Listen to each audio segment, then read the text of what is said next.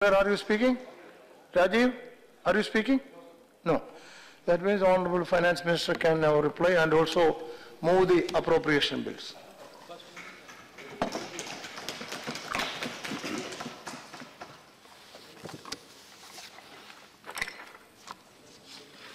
Sir, I rise to move the bill to authorize payments and appropriations of certain sums from and out of the Consolidated Fund of India for the services of the financial sector for the year 2017-18 as passed by the Lok Sabha be taken into consideration.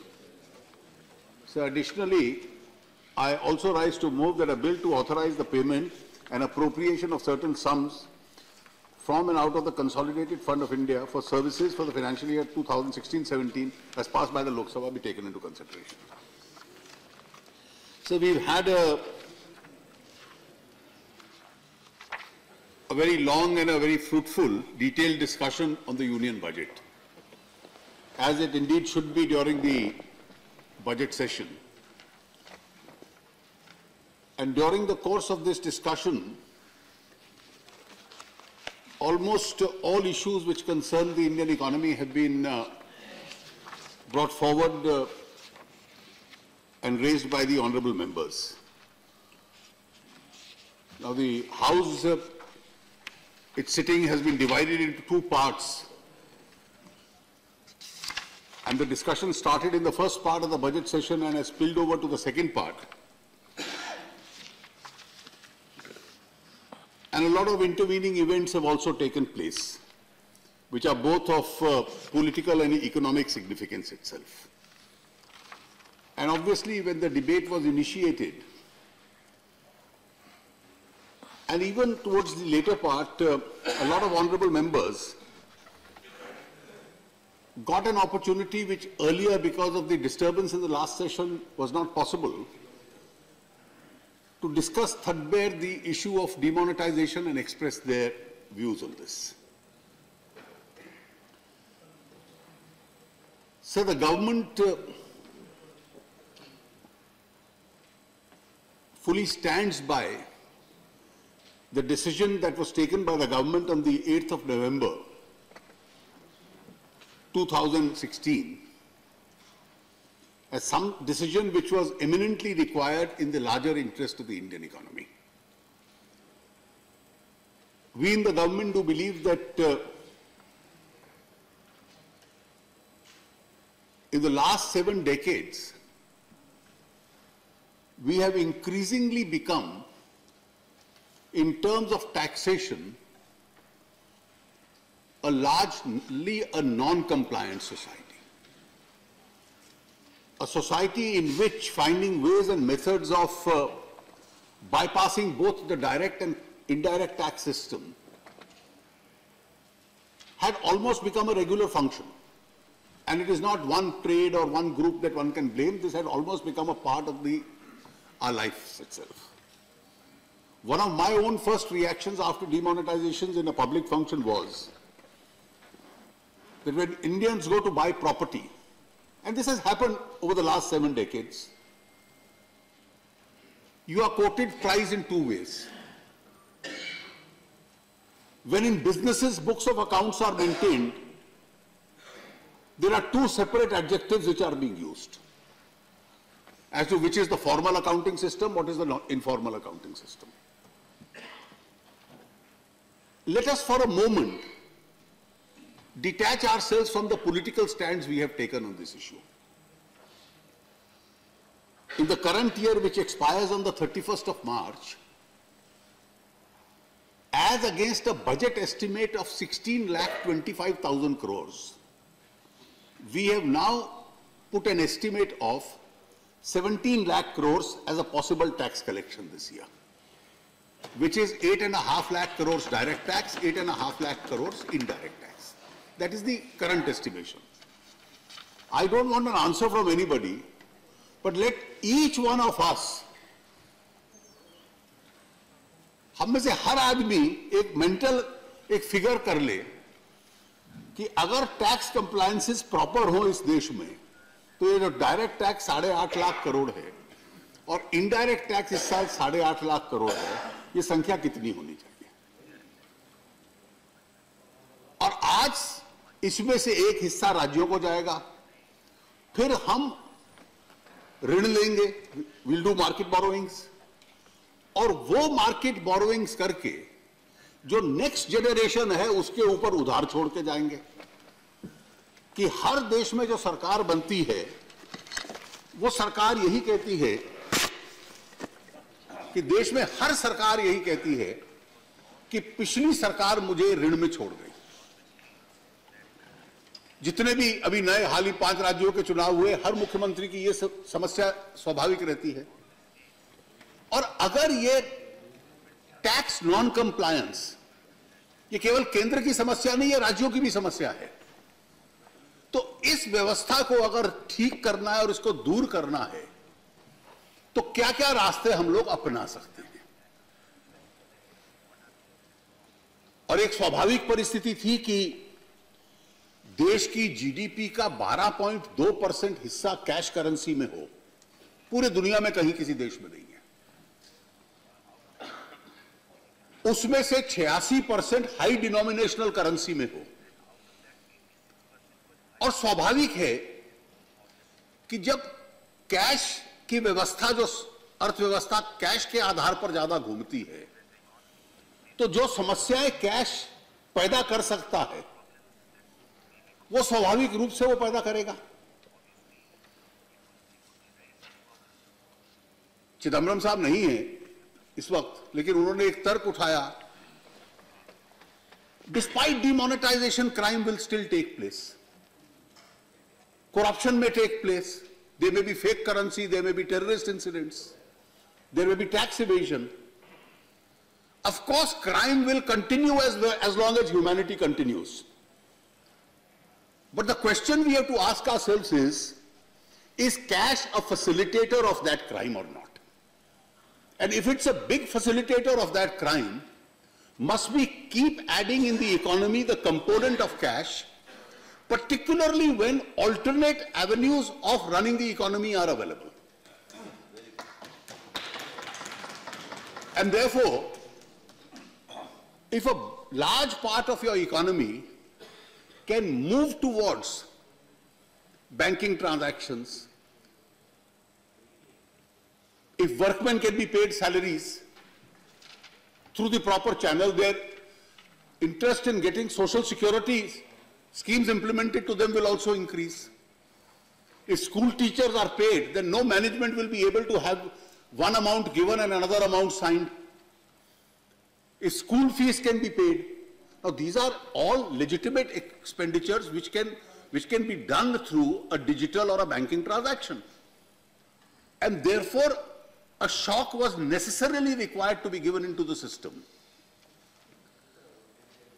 Now when this was done, the first 2 reactions, जो पहले 2 reactions आए, मुझे रामगोपाल जी का भी भाषण याद है कि उन्होंने पहले दिन भाषण में हमें कहा था उत्तर प्रदेश के गांव में मत जाना, लोग आपको ढूंढेंगे।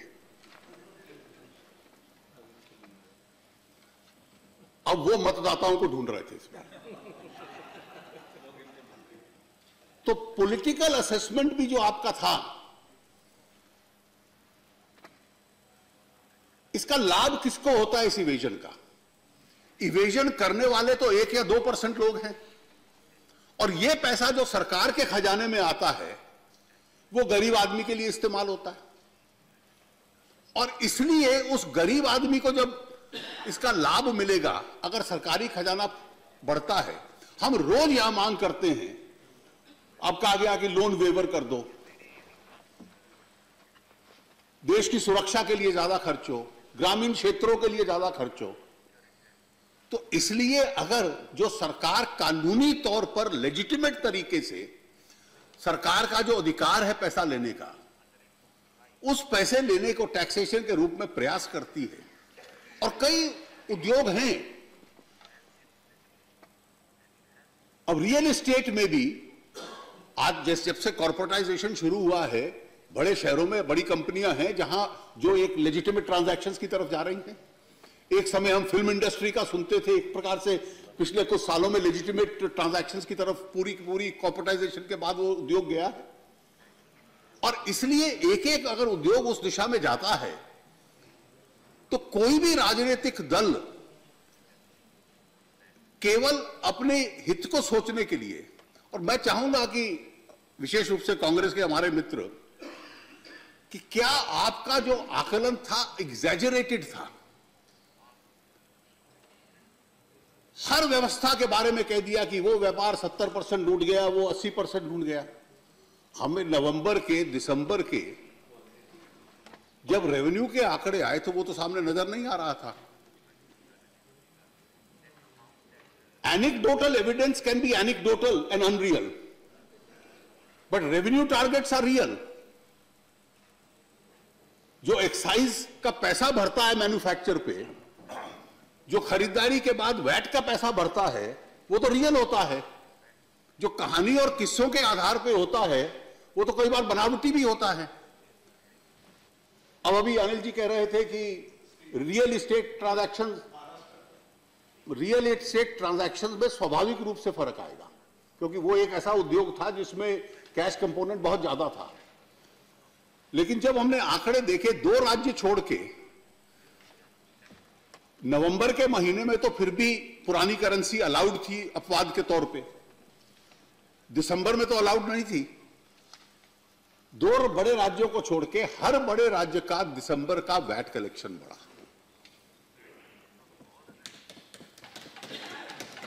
ये तो कंप्यूटराइज्ड डेटा है।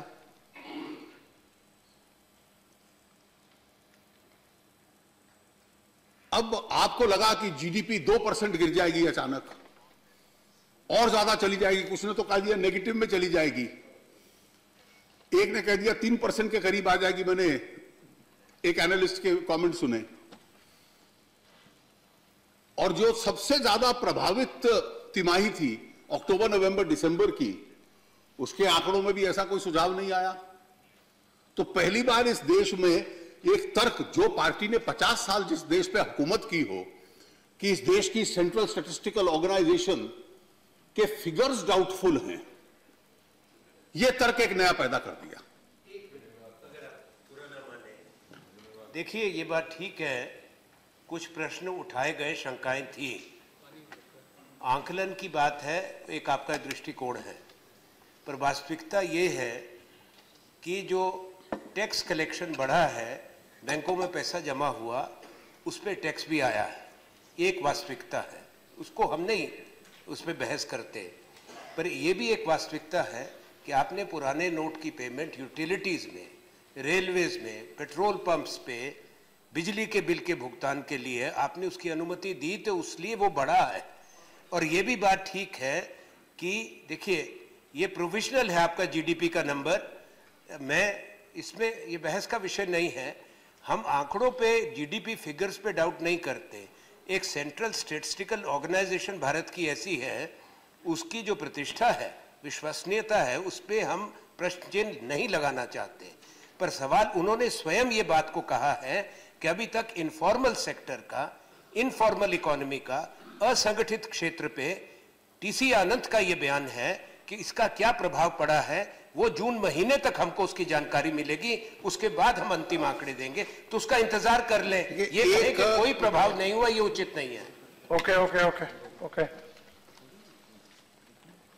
देश में जो पैसा अनोनिमिटी के साथ, गुमनामी के साथ, बिना किसी हिसाब किताब के, बिना किसी टैक्स पेमेंट के समाज में घूमता था, आज बैंकों में पहुंच गया, उस पैसे की ओनरशिप तय हो गई। उसमें जिन लोगों का डिपॉजिट और उनका इनकम प्रोफाइल मेल नहीं खाता, आज उनकी जवाबदारी हो गई, वो टैक्स नेट के अंदर आने लग पड़ा। और मैंने इस बार बजट के अपने भाषण में आंकड़े दिए थे कि इतना बड़ा हम देश चला रहे हैं, हम अपनी इस परिस्थिति, जो मैंने जब कहा नॉन कंप्लायंट, आज इस देश में उसका एक उदाहरण ले लीजिए। 2.5 लाख रुपए तक इनकम टैक्स नहीं है, फिर 2,500 रुपया टैक्स की छूट है, तो आज 5% हो गया, यानी 3 लाख तक कोई टैक्स नहीं, उससे ज्यादा थोड़ा डिडक्शंस मिल जाती हैं। तो 5 लाख तक जिसकी इनकम है, वो न या बहुत थोड़े टैक्स में, तो भी 5% दर है, वो टैक्स देकर अपना काम कर लेता है नेग्लिजिबल टैक्स पे। 5 लाख से ऊपर लोगों का हमने हिसाब लगाया तो 125 करोड़ के देश में 76 लाख लोग केवल टैक्स देते हैं। उस 76 लाख में से 61 लाख वो हैं जो वेतनभोगी हैं।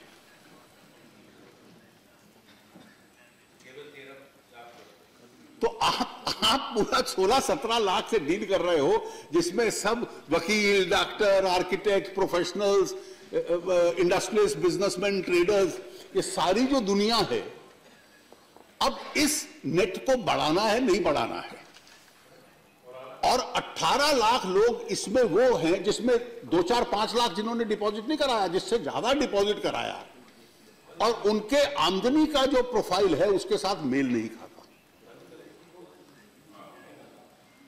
तो इसलिए इस व्यवस्था को चलने दे, कैश के बहुत वर्च्यूज हैं, इसको हम स्वीकार कर लें कि एक बहुत बड़ा झटका जो ये शैडो इकोनॉमी थी उसको लगा है, और आने वाले कल में इस पूरे डिजिटाइजेशन के अभियान से फॉर्मल इकोनॉमी का साइज बढ़ेगा। ये आपने ठीक कहा कि इनफॉर्मल इकोनॉमी के कुछ सेक्टर्स हैं जहां कुछ समय तकलीफ आएगी, लेकिन वो इनफॉर्मल इकोनॉमी धीरे धीरे फॉर्मल इकोनॉमी के साथ इंटीग्रेट होगी। और आपने ठीक कहा, इसमें 3 प्रकार की कार्रवाई है जो सरकार कर रही है। पहली कार्रवाई है जहां ये पैसा जनरेट होता है उस पर रोक लगाइए। जीएसटी के संबंध में मैं जब अभी डिटेल विस्तृत रूप से बताऊंगा, वो एक उस पर रोक लगने का एक गुंजाइश उसमें बढ़ती है। आप अपने रेट्स को रीजनेबल करिए।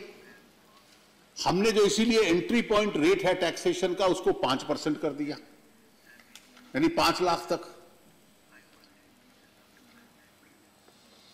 आप अपनी व्यवस्था को असेसी फ्रेंडली बनाइए, और जो लार्ज एक्सपेंडिचर के क्षेत्र हैं जहां पर इस पैसे का प्रयोग होता है वहां पर अगर सख्ती कर सकते हैं, नए नियम बना सकते हैं तो वो बनाइए। मैंने फाइनेंस बिल में ये सजेस्ट किया था कि 3 लाख से ज्यादा का कोई ट्रांजैक्शन नहीं होगा, लेकिन कैश दोबारा रीजनरेट हो उसको डिस्करेज करने के लिए उसको 2 लाख किया है, संशोधन जो लोकसभा ने कल पारित किया है।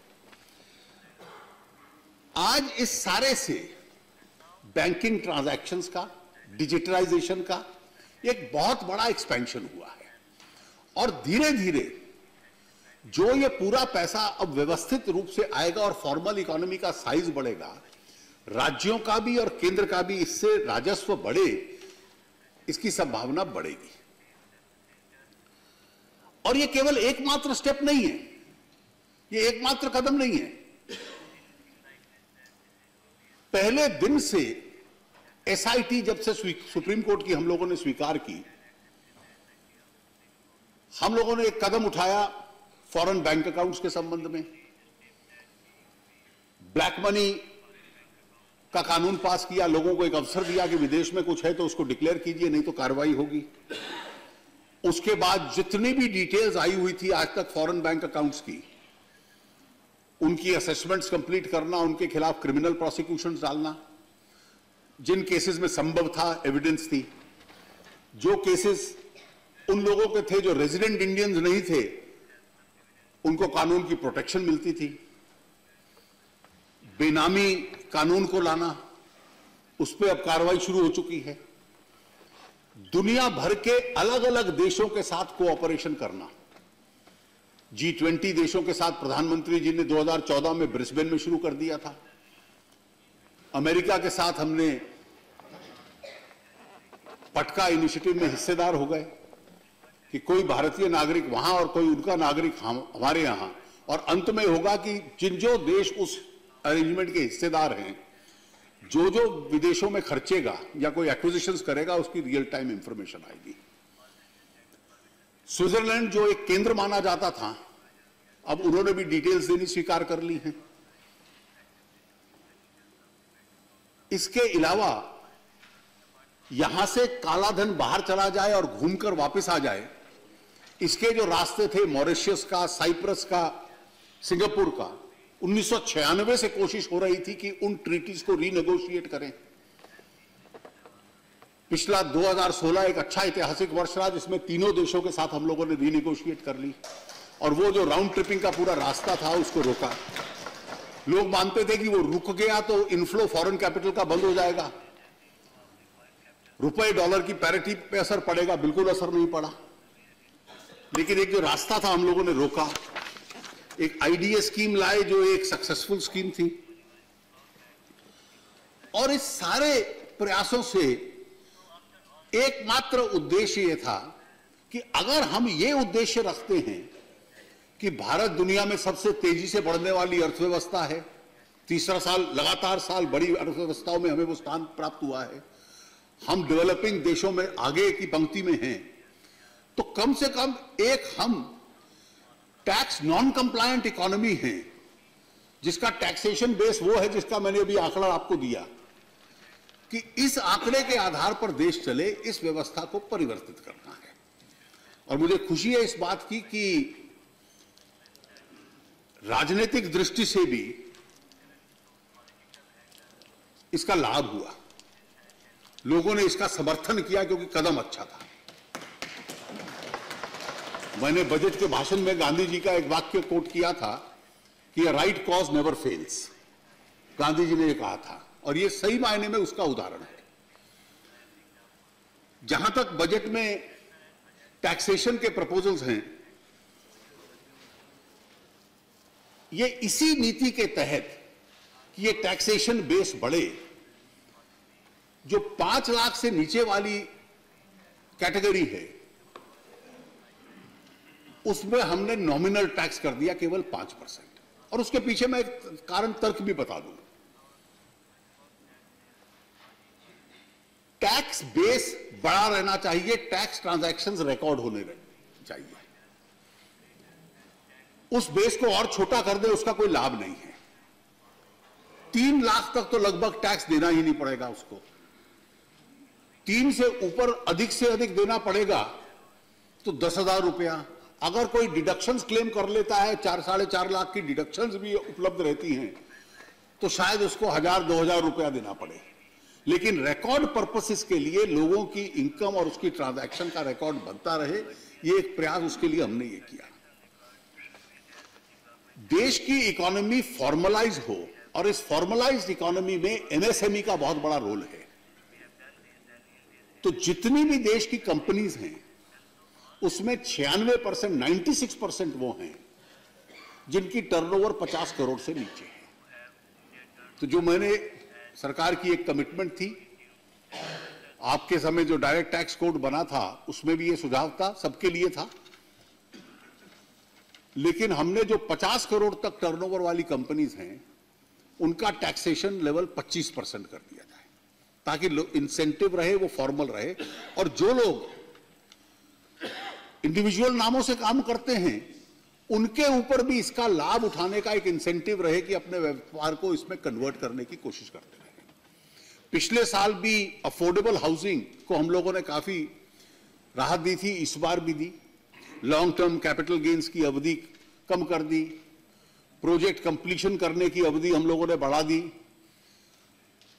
जो सुपर एरिया के आधार पर अफोर्डेबल हाउसिंग फ्लैट को नापा जाता था उसको कारपेट एरिया के आधार पर कर दिया ताकि 2 बेडरूम का अच्छा अपार्टमेंट किसी भी शहर में अफोर्डेबल हाउसिंग में आ जाए और उसको इंफ्रास्ट्रक्चर का सेटअप दे दिया। और ये सारे टैक्सेशन इंसेंटिव्स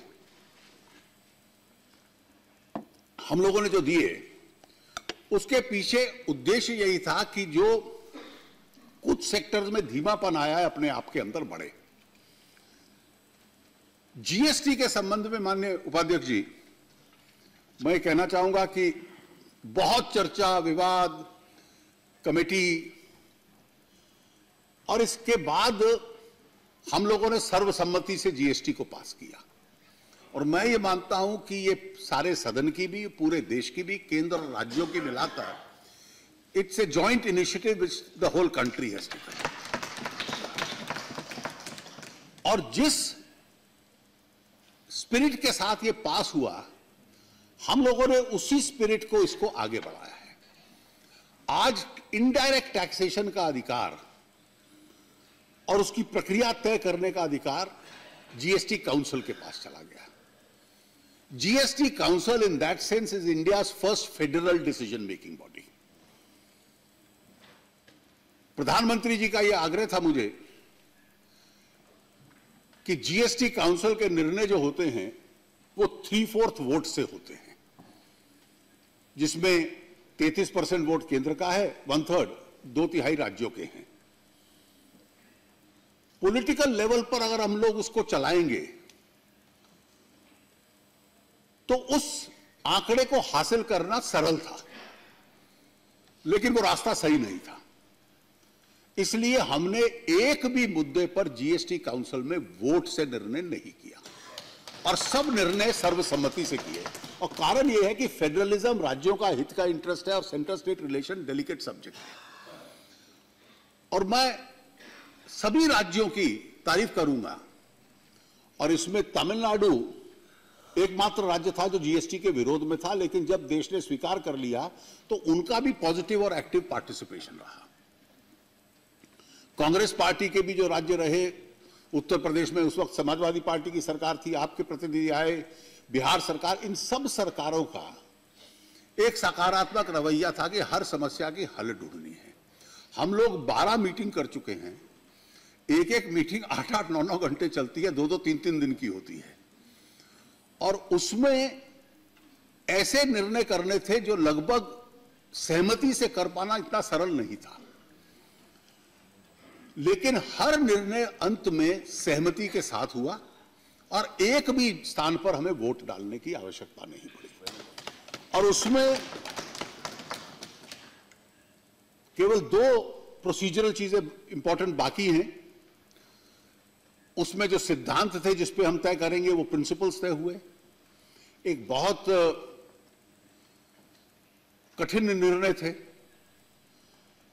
अब एक निर्णय था कि जो कुछ राज्य ऐसे हैं समुद्र के किनारे, तो उनका टैक्स कलेक्शन होता है by supplying oil to the vessels.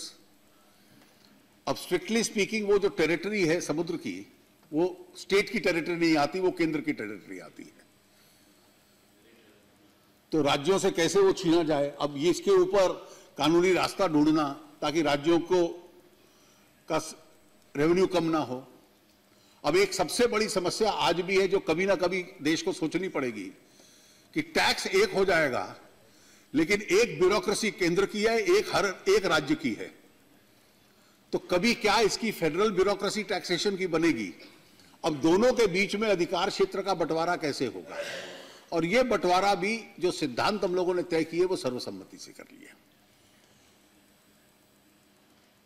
5 कानून ऐसे हैं जो जीएसटी काउंसिल ड्राफ्ट करेगी, जिनमें से 4 केंद्रीय संसद को स्वीकार करने पड़ेंगे और 1 सभी विधानसभाओं को स्वीकार करना पड़ेगा। पहला है सेंट्रल जीएसटी सीजीएसटी का, दूसरा है आईजीएसटी का, तीसरा है जो 5 वर्षों तक राज्यों को जो किसी को घाटा होता है तो उसको मुआवजा देने का, कॉम्पेंसेशन का, और जीएसटी में जो 2 यूनियन टेरिटरीज हैं दिल्ली और पुडुचेरी, जिनकी स्टेट असेंबली है वो शामिल है, लेकिन जो 4 अन्य यूनियन टेरिटरीज हैं वो सेंट्रल टेरिटरीज हैं, तो उनके लिए एक यूटी जीएसटी लॉ होगा। और राज्यों को जो स्टेट जीएसटी लॉ होगा, एसजीएसटी, जो सीजीएसटी लॉ का एक प्रकार से रेप्लिका है, हर राज्य को पारित करना पड़ेगा। हम लोगों ने जो कानून संविधान संशोधन पारित किया था वो 16 सितंबर 2016 को नोटिफाई किया था, और उस कानून के तहत 1 साल की अवधि मिलती है ट्रांसफर की, स्विच ओवर की, और अगर हम स्विच ओवर नहीं कर पाते हैं तो संविधान संशोधन में उसकी कोई गुंजाइश नहीं है बढ़ाने की। तो इस साल 15 सितंबर के बाद टैक्सेशन इकट्ठा करने की, कलेक्ट करने की जो लीगल एंटाइटलमेंट है वो अपने आप में समाप्त हो जाती है। So the alternative system has to come into place before 15th of September, और एक इसलिए डेडलाइन भी थी। और इसी वजह से दिनों दिन बैठे, और जो ऑफिसर्स थे राज्यों के और केंद्र के, जिनकी एक लीगल कमेटी थी जो इसकी ड्राफ्टिंग बेसिक करती थी, वो कई कई दिन पूरी रात बैठती थी और पांचों के पांचों कानून एक एक शब्द, एक एक फुल स्टॉप कॉमा सर्वसम्मति से सभी राज्यों ने और केंद्र ने उसको स्वीकार किया और कई दिनों तक उस पर चर्चा हुई। और इसका दूसरा पॉजिटिव इस दिशा की जो चर्चा थी, it was a great exercise in deliberative democracy, कि एक भी इश्यू ऐसा नहीं था जिस पे कोई राज्य या केंद्र राजनीतिक लाइंस के ऊपर किसी ने अपनी लाइन ली हो। कई बीजेपी के फाइनेंस मिनिस्टर्स थे, वो मेरे प्रपोजल का विरोध करते थे, कांग्रेस वाले समर्थन कर देते थे। कई बार दो कांग्रेस के फाइनेंस मिनिस्टर्स का आपस में अलग अलग व्यू होता था। तो कोई भी पार्टी लाइन के आधार पर वहां पर नहीं चला। फेडरल लाइंस और टैक्सेशन लाइंस के प्रिंसिपल पे उन्होंने चल के पांचों यूनानिमसली कानून बना दिए। वो हम लोग इंट्रोड्यूस कर देंगे लोकसभा में और इसी सत्र में हमें पारित करने पड़ेंगे। और उन कानूनों के बाद 9 बायलॉज बनने हैं, 5 अप्रूव हो चुके हैं, 4 अप्रूव हो चुके हैं, 5 और हम 31 तारीख को शायद उसके ड्राफ्ट फाइनलाइज हो गया, उसको कर लेंगे। और फिर जो समय मिलेगा अप्रैल मई का, जो टैक्सेशन स्ट्रक्चर्स तय किए हैं और उसके जो रेट्स होंगे, वो रेट्स के लिए एक ग्रुप बैठेगा जिसका एक अरिथमेटिकल फॉर्मूला उन्होंने तय किया है। मुझे लगता है वो अचीव कर पाना संभव होगा। उस क्राइटेरिया के बेसिस के आधार के ऊपर वो चलेंगे।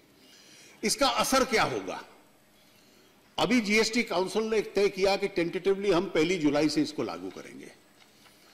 आज मैन्युफैक्चरिंग टैक्स, एक्साइज ड्यूटी हम लोग लेते हैं केंद्र में, सर्विस टैक्स हम लोग लेते हैं। तो हर व्यक्ति का 2 असेसमेंट हम करते हैं। ये दोनों असेसिंग ऑफिसर्स के पास हो जाता है, वैट राज्यों के पास जाता है, फिर एक परचेज टैक्स के लिए कुछ राज्य जाते हैं, कोई जो इंटरस्टेट टैक्स होता है उसके संबंध में उसका असेसमेंट होता है, उसके बाद कहीं एंट्री होती है तो ऑक्ट्रॉय में उसका असेसमेंट होता है, लग्जरी टैक्स का होता है। तो हर असेसी को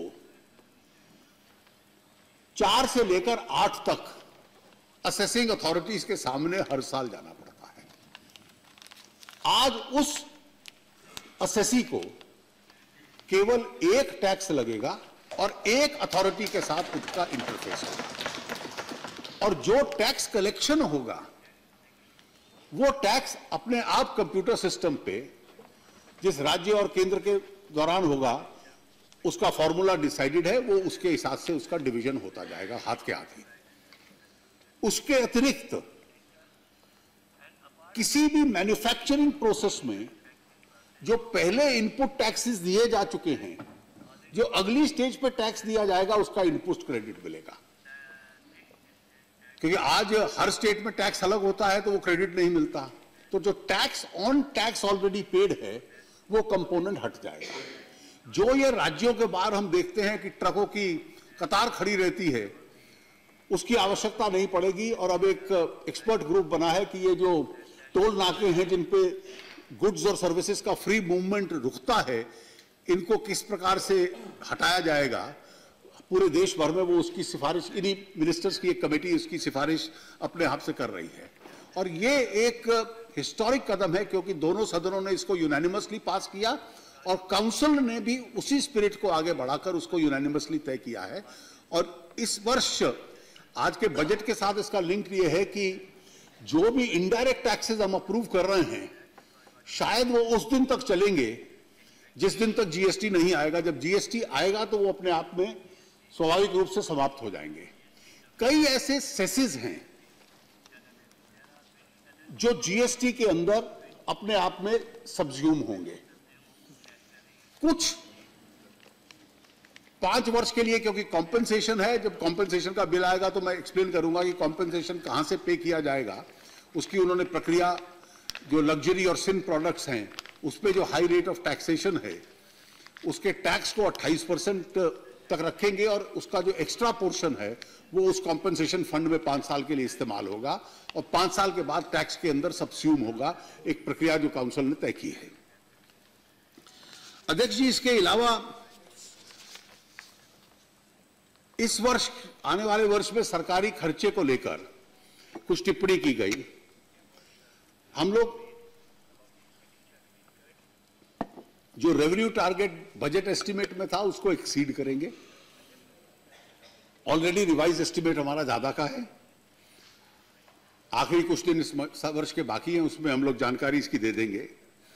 इंफ्रास्ट्रक्चर में 3.96 लाख करोड़ इस साल का एक्सपेंडिचर है, हाईएस्ट है। एग्रीकल्चर और रूरल डेवलपमेंट 1.86 लाख करोड़ है। सोशल सेक्टर्स में 1.95 लाख करोड़ है। एजुकेशन और हेल्थ अकेले में 1.3 के करीब है लाख करोड़। और ये अपने आप में, क्योंकि रेवेन्यू हर साल बढ़ता है तो इसलिए जो सरकार की अफोर्डेबिलिटी उस रेवेन्यू में रहती है, फिस्कल डेफिसिट का जो इस साल का 3.5 का टारगेट था उसको मद्देनजर रखते हुए इसको बढ़ाया गया। अगले साल उसको 3.2 करने का हम लोगों ने एक टारगेट रखा है। SC/ST सब प्लान के बारे में कुछ ऑब्जर्वेशंस आए थे। प्लान और नॉन प्लान का मर्जर होने के बाद कोई भी उस फंड पे असर नहीं पड़ेगा, क्योंकि वो फॉर्मूला वही रहेगा जो SC/SC एक्सपेंडिचर का था। इस बार SC का एक्सपेंडिचर जो पूरा अलग अलग हेड्स में हमने किया है 34.9% उसको बढ़ाया है, ST को 32.9% बढ़ाया है, इसलिए उसको कम करने का कोई गुंजाइश नहीं है। एक तर्क बार बार जयराम जी ने भी दिया उसको कि इस पीरियड में इतनी GDP थी, इस पीरियड में इतनी GDP ग्रोथ थी। Now GDP growth depends on several factors.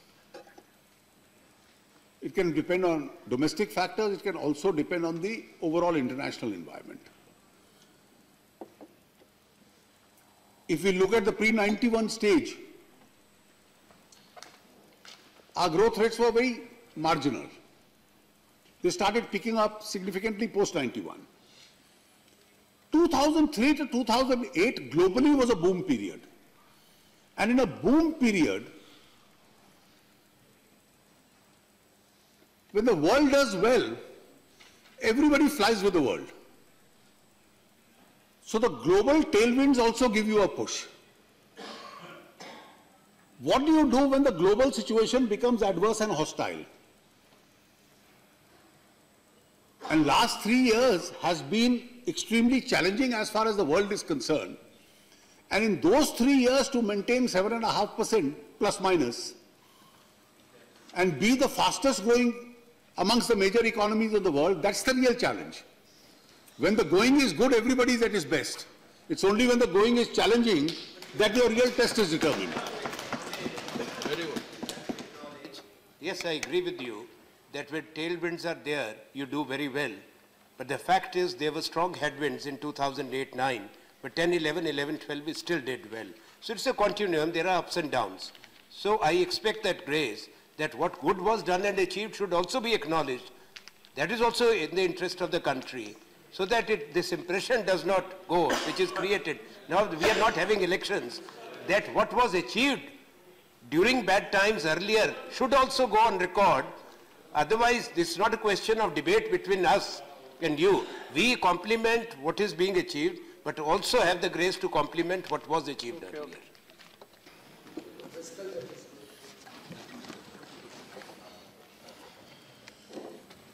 You see, if you recollect, in his very first speech from the Red Fort, the Prime Minister started by acknowledging what every government of the past had done. And therefore, my only suggestion, if not advice, to my friend Shri Anand Sharma would be that amongst various things your past governments had done, you took the right turn in 91, and therefore the Prime Minister who took it always be proud of his achievements and never be apologetic about it. Because the kind of place he should have found in your history for having taken that right turn is a place which you have at least denied to him, and we are always at pains to give it to him.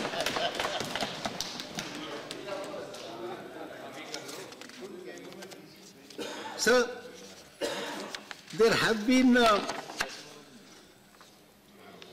this year will go down significantly because we have advanced the date of the budget, and we hope that the budget is passed and we complete the financial exercise by the 1st of April, so that we are in a position to even give money to the states so that everybody is in a position to start spending from 1st April, rather than wait for the monsoons to get over and start the expenditure in the later part of the year. As I said, the plan, non-plan expenditure distinction has been done away with. The railway budget has been merged. There is an outcome budget of last year. And I think this year will also be important that the indirect tax proposals will be only for part of the year, because then the GST will take over. And hopefully this will impact on the budget making exercises in the future years. So there are one or two important points I wish to mention. One is with regard to the electoral reforms. What we have done in the budget is to just give the outline. और outline ये है कि 70 वर्ष बाद हम कोई ना कोई प्रक्रिया लाएं जिसमें पॉलिटिकल फंडिंग क्लीन हो पाए।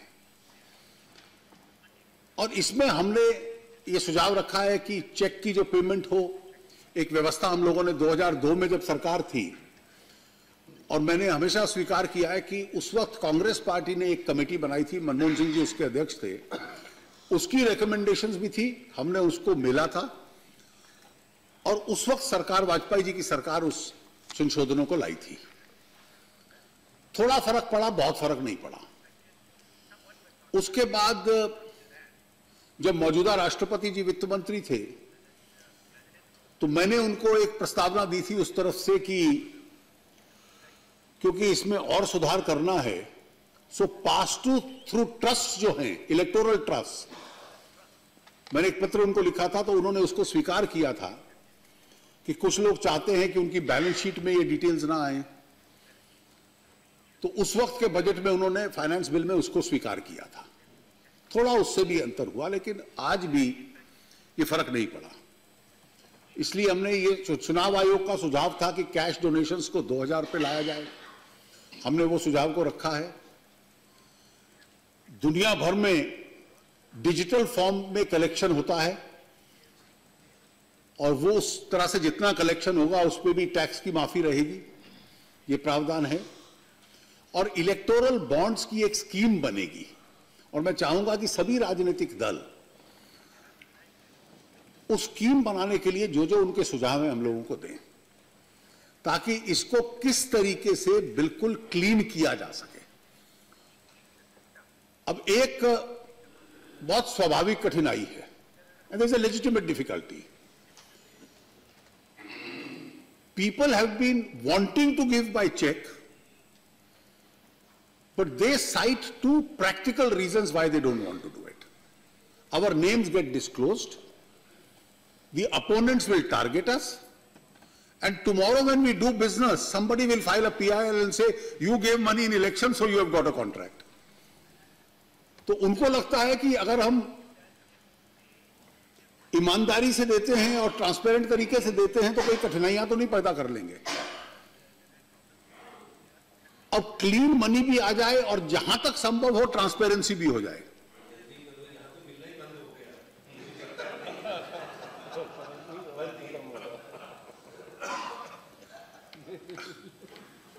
तो इसलिए ये दोनों तरीकों से एक हम लोगों ने सुझाव इलेक्टोरल बॉन्ड्स का रखा है। और जो कल्पना है कि इलेक्टोरल बॉन्ड्स केवल चेक के माध्यम से कोई भी डोनर खरीद सकता है, जो खरीदेगा उसको उतनी टैक्स में छूट मिलेगी। खरीदारी के कुछ समय के भीतर, छोटे समय में 3 या 4 सप्ताह में वो रिडीमेबल होगा, केवल पॉलिटिकल पार्टी के अकाउंट में होगा और केवल हर पार्टी का एक अकाउंट होगा जो प्री डिक्लेयर्ड होगा इलेक्शन कमीशन में, इसमें रिडीमेबल होगा। तो पार्टी के हाथ में भी क्लीन पैसा आएगा, देने वाला भी क्लीन पैसा देगा। किसने कितने का खरीदा है ये तो बैंक में पता होगा, लेकिन उसमें किस किस को कितना दिया है ये केवल उसको पता होगा। और ये जो आनंद जी अभी समस्या बता रहे थे, इसमें आपको भी लाभ होगा, जो विपक्ष में है उसको लाभ होगा। और इसलिए सरकार में रहकर ऐसा कानून बनाना कि जिसमें विपक्ष को भी मिलता रहे, इसके लिए बड़ा दिल चाहिए। तो मैं चाहूंगा कि इसकी जो स्कीम बनाएंगे हम लोग इनकम टैक्स एक्ट के तहत, इस स्कीम में क्योंकि सभी राजनीतिक दलों का इसमें अपना अपना अनुभव है, तो अपने सुझाव हम लोगों को भेज दें, मिलकर भी बतला दें, ताकि इसकी स्कीम ऐसी बन जाए जिसमें क्लीन फंडिंग की गुंजाइश देश के अंदर बढ़ जाए। और यह मुझे लगता है कि अगर हम लागू कर पाते हैं तो क्लीन पॉलिटिकल फंडिंग के लिए एक बड़ा कदम आगे बढ़ सकता है। कृषि के संबंध में मैंने ऑलरेडी अभी बतलाया कि कृषि में भी हमने साधन बढ़ाए हैं, रूरल डेवलपमेंट में भी बढ़ाए हैं, मनरेगा को भी बढ़ाया, क्योंकि जब फसल में कमजोरी रहती है तो इसलिए जो लेबर है उसको अन्य तरीकों से पैसा मिलते रहना चाहिए। और एक बहुत एम्बिशियस कार्यक्रम हम लोगों का सरकार का है कि जिसके माध्यम से ग्रामीण क्षेत्रों में अधिक से अधिक साधन जाएं, इलेक्ट्रिफिकेशन के माध्यम से, रूरल रोड्स के माध्यम से, इरिगेशन के माध्यम से, रूरल हाउसिंग के माध्यम से, कि जिसमें एनिमल हस्बेंड्री की उद्देश्य यह है कि ग्रामीण क्षेत्रों में लोगों की आमदनी और आय बढ़ पाए। बार बार एनपीएस का जिक्र आता है। एनपीए को की समस्या को हम सरल तरीके से अर्थ समझ लें। ये एनपीएस कोई हजारों लाखों कंपनियों के साथ जुड़े हुए विषय समस्या ऐसा नहीं है। ये 20 या 30 बड़े अकाउंट्स के साथ जुड़ा हुआ विषय है। और ये बड़े अकाउंट्स कोई इस सरकार के कार्यकाल में क्रिएट नहीं हुए, पहले के हैं। बढ़ इसलिए रहे हैं क्योंकि ब्याज बढ़ रहा है, पेमेंट आप वापस करोगे नहीं और ब्याज बढ़ता जाएगा, तो इसलिए वो बढ़ रहा है। क्यों बढ़े उसका हम लोग कारण भी समझ लें। बैंक उद्योग और व्यवसाय को लोन दे, ये अपने आप में अच्छी बात है, उसी के आधार पर तो बिजनेस चलेगा, अर्थव्यवस्था चलेगी। लेकिन कुछ क्षेत्रों को एक स्वाभाविक रूप से कठिनाई आई, और जो क्षेत्र थे, और हर क्षेत्र की अपनी सेक्टोरल प्रॉब्लम थी। सबसे अधिक हुए स्टील के क्षेत्र में। स्टील की कंपनियां बढ़ गई, कोयले की खानें आपने बहुत सारी लोगों को दी, सुप्रीम कोर्ट ने उसको रद्द कर दिया। दूसरी तरफ चाइना की स्टील मैन्युफैक्चरिंग कैपेसिटी बहुत बढ़ गई। चाइना ने सस्ता स्टील पूरी दुनिया में बेचना शुरू कर दिया, और केवल भारत में नहीं, पूरे यूरोप में, अमेरिका में, हर जगह ये चुनौती आई। अमेरिका ने 286% anti dumping duty Chinese steel पे लगा दी। ब्रिटेन क्योंकि ईयू का हिस्सा था और ईयू ने कार्रवाई नहीं की, तो वहां जो स्टील प्लांट थे उसकी स्थिति हमें मालूम है। हम लोगों ने तुरंत इस पे कार्रवाई शुरू की, एमआईपी मिनिमम इंपोर्ट प्राइस भी लगाया, थोड़ा ड्यूटीज भी बढ़ाई, और इंडियन स्टील कंपनीज इन सब कदमों से धीरे धीरे प्रॉफिट मेकिंग सिचुएशन के अंदर अब आ गई है। दूसरी समस्या टेक्सटाइल्स की थी, जिसमें हम लोगों ने पूरा एक लंबा पैकेज अनाउंस किया। इंफ्रास्ट्रक्चर कंपनीज को पीएसयूज और सरकारी ऑर्डर्स और राज्य सरकारों से ज्यादा पैसा लेना है, वो आर्बिट्रेशंस और हाईकोर्ट्स में पेंडिंग है, और वो आगे बैंक को नहीं दे रहे। तो माननीय प्रधानमंत्री जी के आदेश से हम लोगों ने तय किया कि जो अवार्ड आर्बिट्रेशन जीत गया उसको 75% दो, और फिर अगर कानूनी लड़ाई लड़नी है तो लड़ते रहो, ताकि अर्थव्यवस्था का कम से कम तकलीफ ना हो। और वो प्रक्रिया अब लागू करनी शुरू की है। बिजली के क्षेत्र में प्राइवेट प्लांट्स भी और स्टेट इलेक्ट्रिसिटी बोर्ड्स भी और इसमें बड़ा हिस्सा स्टेट्स का था, तो उदय स्कीम पूरी लाए इसको हल करने के लिए। और धीरे धीरे हम लोग कोशिश कर रहे हैं कि इन सेक्टर्स को हम लोग एड्रेस करें, ताकि इन सेक्टर्स को एड्रेस करेंगे तो उस इंडस्ट्री को वापस अपने पांव पे खड़ा कर पाएंगे कि वो ऋण दे पाए वापस। केवल पूरा सेक्टर बैठ जाए, बैंक का पैसा डूब जाए, ये अपने आप में सही उसका रास्ता नहीं होगा। इसके लिए हम लोगों ने पूरा इसका प्रयास किया है। बैंकों को कैपिटल की जरूरत है, कुछ हम लोगों ने दिया है, आवश्यक होगा तो और हम लोग देने का प्रयास करेंगे। अध्यक्ष जी, मैं उम्मीद करता हूं कि इन सब कदमों को जो सरकार ने 3 साल से उठाए हैं और कई इनिशिएटिव पहले से भी चलते आ रहे हैं, जो भारत की एक प्राथमिकता बनी है विश्व की अर्थव्यवस्था में, वो आने वाले वर्षों में उसको और मजबूत करने में हम लोग सफल होंगे। इन्हीं शब्दों के साथ मैं इस सदन से बजट का समर्थन करने का